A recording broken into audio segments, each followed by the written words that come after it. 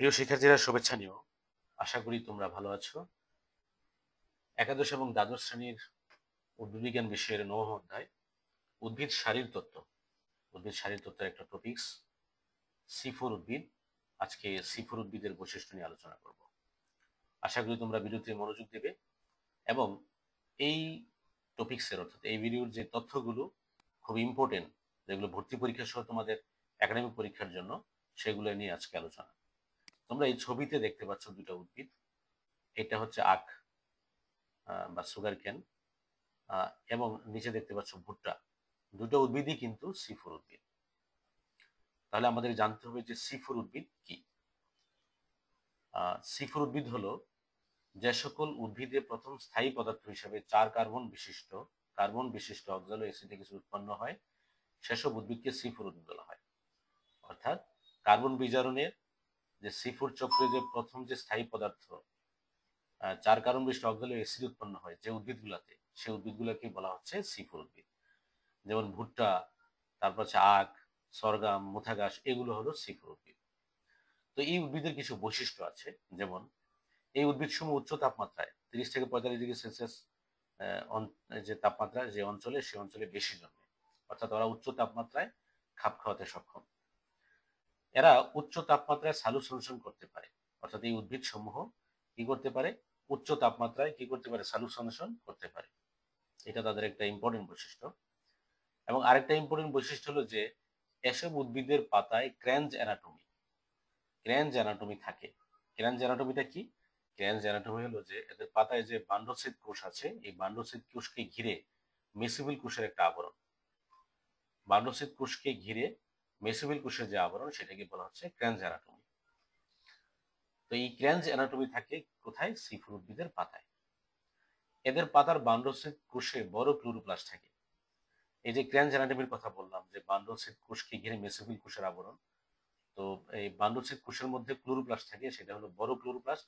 আর মেসোভিল কোষে ক্লোরোপ্লাস্ট থাকে, এটা ছোট থাকে। এবং বান্ডলসিড কোষের মধ্যে কি থাকে না? এই কোষের যে ক্লোরোপ্লাস্ট, সেটার মধ্যে গ্রানা থাকে না। হ্যাঁ, কিন্তু মেসোভিল কোষের যে ক্লোরোপ্লাস্ট, এই মেসোভিল কোষের প্লাস্টের মধ্যে গ্রানা থাকে।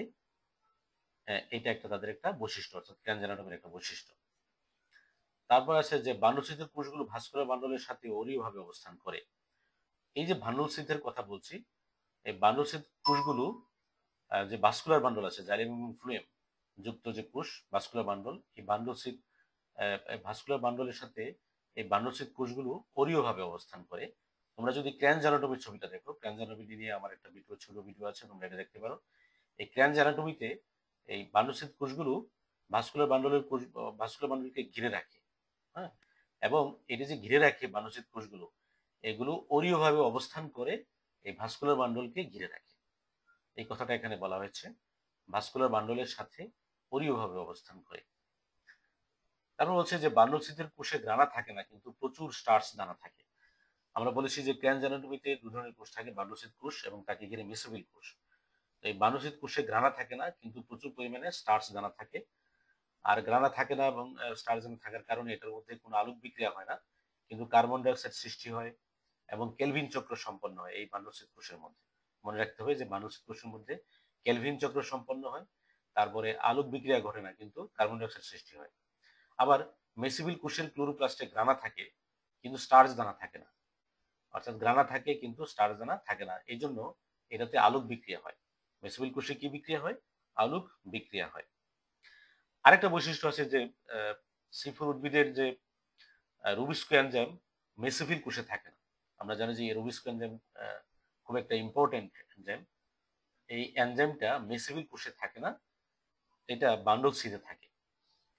রুবিস্কো এনজাইমটা বান্ডলসিথ কোষে থাকে, মেসোভিল কোষে থাকে না। তো এই ছিল সি4 উদ্ভিদের বৈশিষ্ট্য। আমি এখানে যে যে কালারগুলোর যে লাইনের কালার দিয়েছি হলুদ কালারের, এইগুলোই খুব ইম্পর্টেন্ট তথ্য। এইগুলো থেকেই তোমাদের ভর্তি পরীক্ষা এবং একাডেমিক পরীক্ষার যে এমসিকিউতে প্রশ্ন আসবে ইনশাল্লাহ। সুতরাং এই ভিডিওটা মনোযোগ সহকারে দেখবে এবং এই তথ্যগুলো মনে রাখার চেষ্টা করবে। আজ এতটুকুই। তোমাদের মঙ্গল কামনা করছি। ধন্যবাদ।